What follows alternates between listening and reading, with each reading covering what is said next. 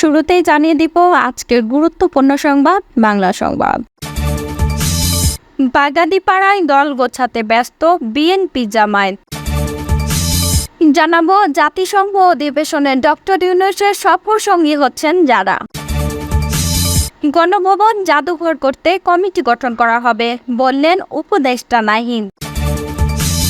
এতক্ষণ শুনছিলেন সংবাদ শিরোনাম, এখন থাকছে বিস্তারিত।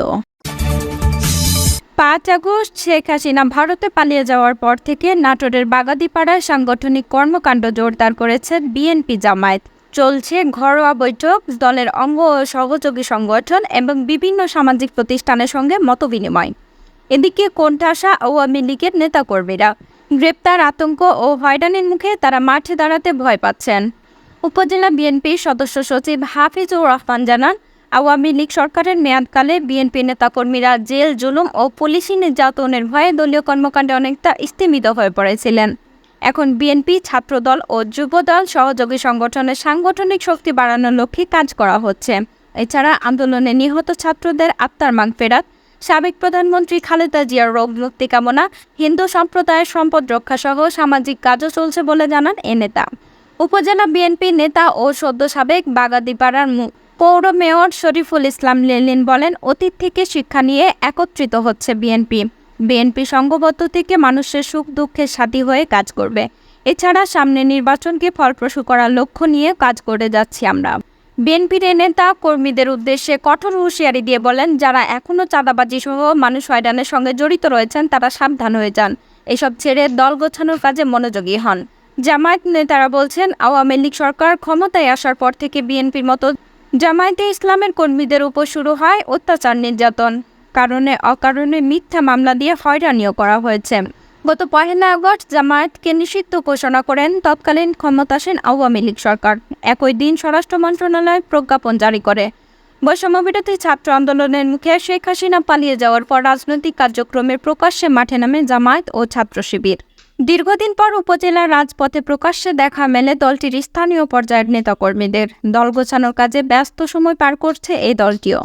উপজেলা জামায়াতের আমির আফজাল হোসেন বলেন, ছাত্র আন্দোলনের মুখে দিশেহারা হয়ে শেখ হাসিনা সরকার জামায়াতকে নিষিদ্ধ ঘোষণা করেছে। এতে রাষ্ট্রীয় ক্ষোভের বহিঃপ্রকাশও ঘটেছে। জামায়াত শিবির কখনোই শেষ হয়নি। জেল, জুলুম, নির্যাতনের পরও নেতাকর্মীরা জামায়াতের আদর্শ ছেড়ে যায়নি। আমরা সাংগঠনিক কার্যক্রম চালিয়ে গেছি। যে কোনো সময়ের চেয়ে এখন জামায়াতে ইসলাম আরও শক্তিশালী। এই নেতা আরও বলেন, ছাত্র আন্দোলনের মুখে স্বৈরাচার বিদায় নিয়েছে। আমরা অন্তর্বর্তী সরকারকে সহযোগিতা করব। হিন্দু ধর্মের জ্যেষ্ঠ নেতাদের সঙ্গে কথা বলেছি, তাদেরও সব ধরনের সহযোগিতা করার আশ্বাসও দিয়েছি। উপজেলা আওয়ামী লীগের সাধারণ সম্পাদক মুজিবুর রহমানের ভাষ্য, দলীয় নেতাকর্মীদের মধ্যে কিছুটা হতাশা ও ভীতিকর পরিস্থিতি বিরাজ করছে।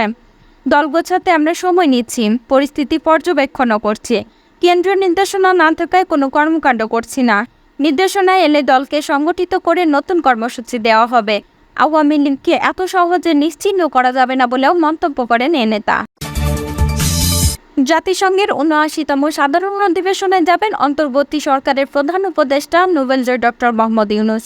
নিরাপত্তা দল বাদ দিয়ে ২০ থেকে ২৫ জনের সফরসঙ্গী নিয়ে যুক্তরাষ্ট্রের নিউ ইয়র্কে যাবেন তিনি।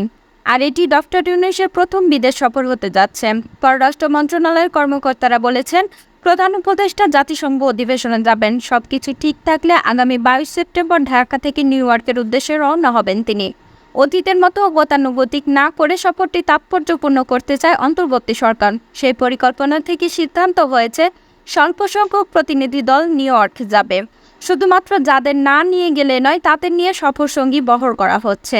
ঢাকার এক কূটনীতিক জানান, নিরাপত্তা দল বাদ দিয়ে শেষ পর্যন্ত ২০ থেকে ২৫ জনের মতো সফরসঙ্গী প্রধান উপদেষ্টার সঙ্গে নিউ ইয়র্কে যাবেন।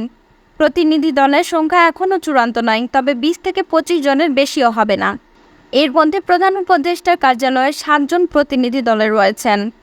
তারা হলেন দিনা আফরোজ ইউনূস, এসডিজি বিষয়ক মুখ্য সমন্বয়ক লামিয়া মোরশেদ, দেশের অর্থনৈতিক অবস্থার শ্বেতপত্র প্রণয়ন কমিটির প্রধান দেবপ্রিয় ভট্টাচার্য, ড্রিকের ব্যবস্থাপনা পরিচালক শহীদুল আলম, প্রধান উপদেষ্টার বিশেষ সহকারী মাহফুজুল আলম, প্রধান উপদেষ্টা সহকারী একান্ত সচিব সাব্বির আহমেদ ও ব্র্যাক ব্যাংক বিশ্ববিদ্যালয়ের শিক্ষার্থী আয়েশা সিদ্দিকা তিথি। প্রতিনিধি দলের বহর নিয়ে উপদেষ্টা নিউ ইয়র্কে যাবেন। প্রতিনিধি দলের বহর নিয়ে পররাষ্ট্র বিষয়ক উপদেষ্টা মোহাম্মদ তৌহিদ হোসেন বলেন, জাতিসংঘ অধিবেশন যোগ দিতে প্রধান উপদেষ্টা নিউ ইয়র্কে যাবেন। প্রধান উপদেষ্টা যাদের কাজ আছে শুধুমাত্র তাদের নিয়েই ছোট বহরে যাবেন সেখানে। অধিবেশনে যোগ দেওয়া এবং যাওয়া আসার সময় মিলিত 1 সপ্তাহের সফর হবে।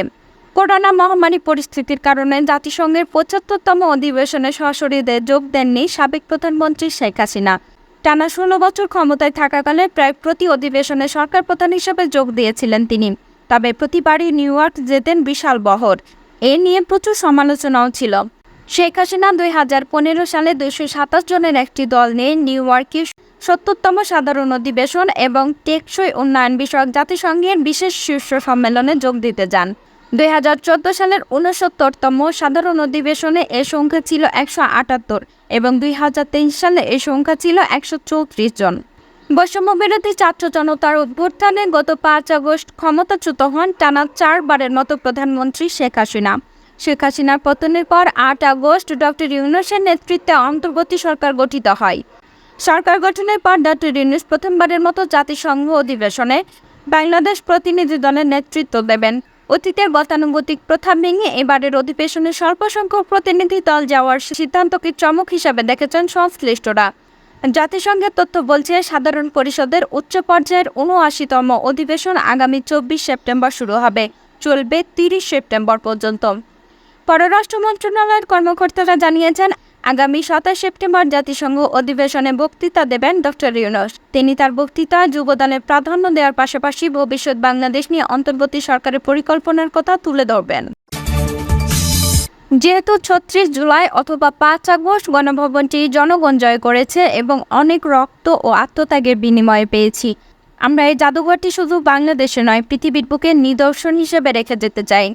তিনি বলেন, আজ এখানে আমাদের প্রাথমিক ভিজিট ছিল। এখানে যারা দায়িত্বরত আছেন গণপূর্ত এবং স্থাপনা বিভাগে তাদের সঙ্গে কথা বলেছি। তাদের থেকে আমরা প্রাথমিক পরামর্শ নিয়েছি এবং আকাঙ্ক্ষাগুলো বলেছি। আমরা কিভাবে দেখতে চাই সেটিও বলা হয়েছে। এছাড়া ফরমাল কমিটি গঠনের নির্দেশ দেওয়া হয়েছে। আগামীকালের মধ্যে হয়তো কমিটি গঠন করা হবে। পরবর্তী প্রধানমন্ত্রীর বাসভবন কোথায় হবে সেটা পরবর্তী সময় সিদ্ধান্ত হবে বলেও জানিয়েছেন নাহিদ ইসলাম। গণভবনকে জাদুঘরে রূপ দিতে আগামীকালের মধ্যে কমিটি গঠন করা হবে বলে জানিয়েছেন অন্তর্বর্তী সরকারের ডাক ও টেলিযোগাযোগ বিষয়ক উপদেষ্টা নাহিদ ইসলাম।